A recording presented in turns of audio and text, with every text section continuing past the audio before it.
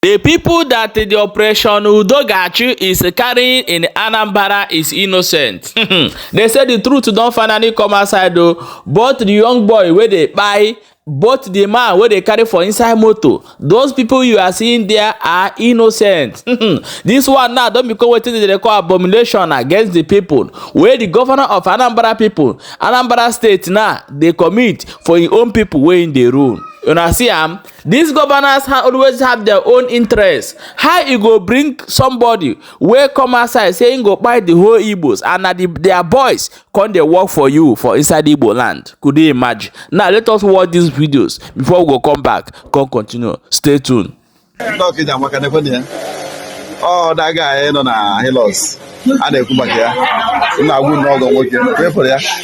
Oh, but I go. I kidnapper. I want a criminal. Yes. I'm here. You know, you have 4 months here, therefore, I welcome them home. I go back to Congo. I want to na choke sisi mu ya no gun ka. I want na choke. I want ya na. Ya have ya sit na man na akpa. I na push go again. Yes.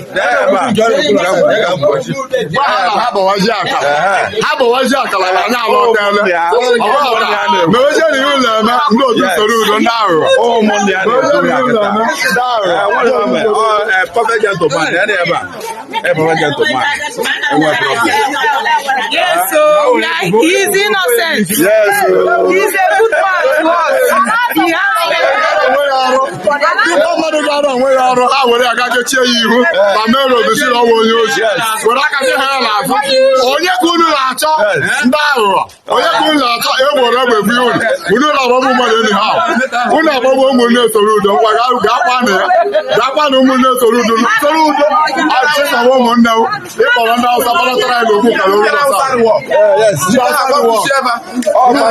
All pastors here.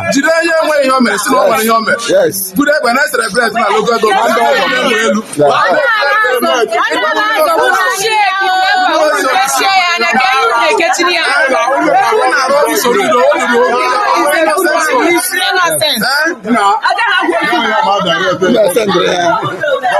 Yes. Oh, Monia. Oh, Gomoro Namotia. Boya. Oh, very good man. Very good man. Send that one. I get them on.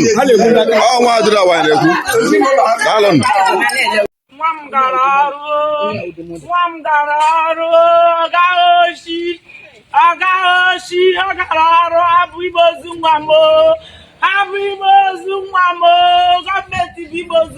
Then no, they've sent this family into early morning. No onye ejidere na sị ha ndị onye ahụ ovato ndị uwe ojii na ndị SARS ka famezie nyocha na nzacha gbasatara onye ahụ.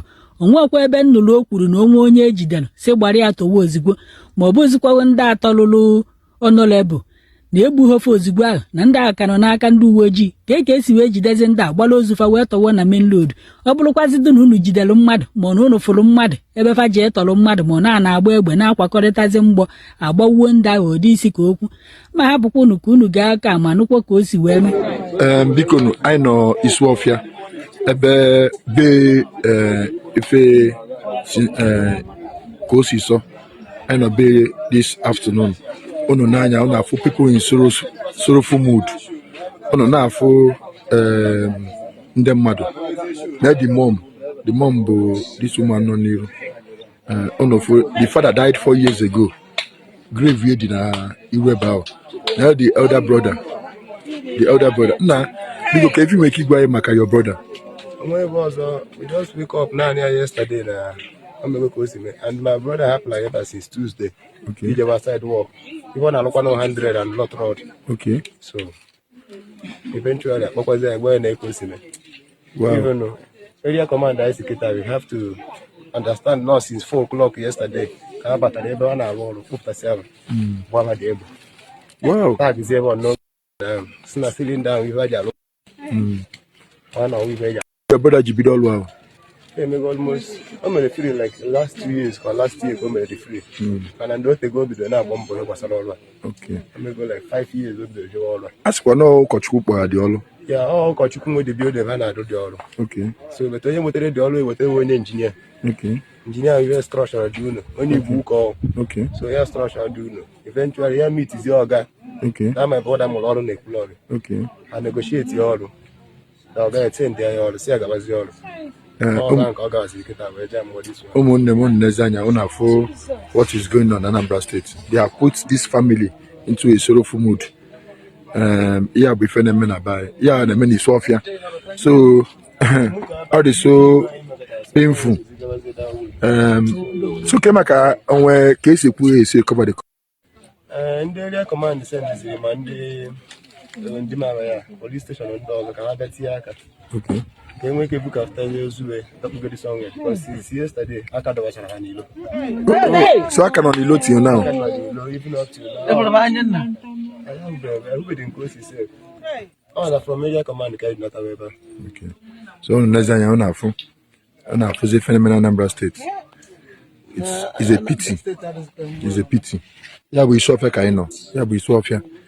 Now this is the house of the poor boy. Now Bamboko is low. It's just a pity. On the widow.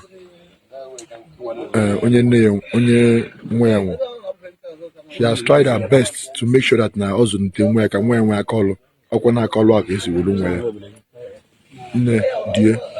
Debate. Oh yeah, them man.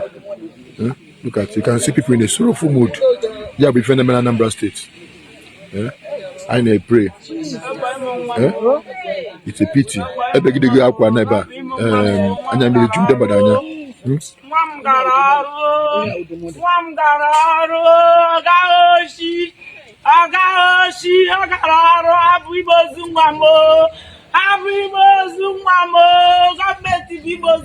Then they've sent this family into early morning.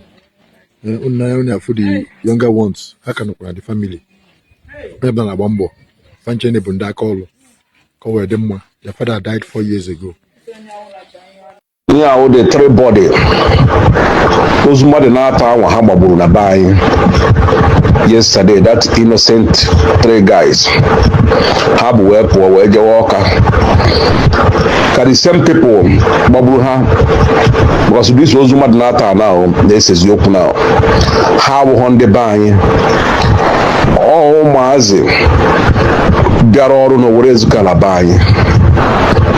Before you know on your Sophia, nke blue. The pictures from the Sunday before. Umazinata on the Sophia Berol by Hana Row, stainless and 18 na sit out. And the wrought iron, or have gas, gas, and the generator, they're doing a motor dabu. Now the side here of village, Ebenda is where game operational. Nakome Road. However, what door there by Umazia, one how door. However, boom as an ataho, uno forever now. Now, in this Sophia Bogonde Beha, yesterday I were all DIG, we send their picture Maza when I confirm on this Sophia. These people, whereas they are banning early morning last night again, we bros have got to na father buying because Ozua is all go up to go now. Up to go open now. They are whereas they are dump one, I force one and dump one our market. Na here buying also. Now banning cheap for today. Ziko ọkụ maazị Ben Kababa wiziri ọkụ maazị na-ejere anyị ọrụ saịtị Kabagburu ọkụ maazị na-arụrụ anyị ọrụ saịtị Kabagbugasịrị ofu onye uwe onye Isuọfịa ofu onye uwe onye Enugu steeti then onye nke mere ebe onye nke taa onye POP nọ na that site ọkụ maazị na-ejere anyị ọrụ na maazị na-ejere m ọrụ na saịtị ọkụ maazị mmachasị ike na-ejere m ọrụ na saịtị Kabagbu isiri a na-akụ aka onye omebeghị n'ọkwụ ya onye orubere asụ na onwe ya ebe onye orubere n'ọkwụ ya ibe a niile na-abịa na ama ebu na-eruo na mbara m ọkwa ndị ọrụ Kabagbu isiri kama nsogbu adụ Soludo handụrụ n'ibe ọfụma ebe disk sekuriti ya ọ handụrụ ya ọfụma Imo steeti ya aka anyị mma ibe a na-eme n'Imo steeti ya aka anyị mma maka ọsọ ibe na Anambra steeti omebie Imo steeti ka ya akakwa anyị mma n'ibe a na-eme na nsogbu adụ ọ n'ụwa ka ibe na-eburu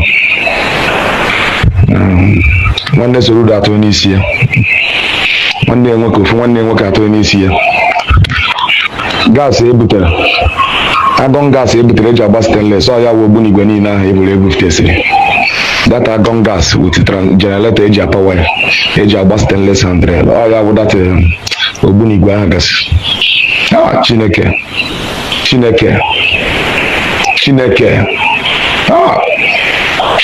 Till this time, we still have some Igbos that don't reason well and don't think properly. You will see somebody, because you hear that TikTok is paying, Facebook is paying, and YouTube is paying. So any video you see, you start analyzing nonsense in that video.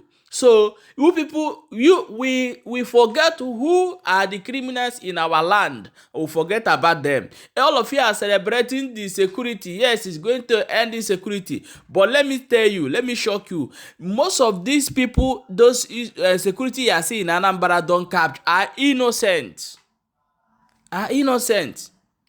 So why are these Southeast governors not putting this energy in stopping Fulani herdsmen in our bushes? Why? Why are they not even talking to that? They are not making comment about that side. They are running in our village, buying our young youth. And now you are busy supporting them. You have seen it. The people they are buying, they are carrying are innocent people. I want you to rethink. The people who want to buy you cannot give you security. I bet more share this video.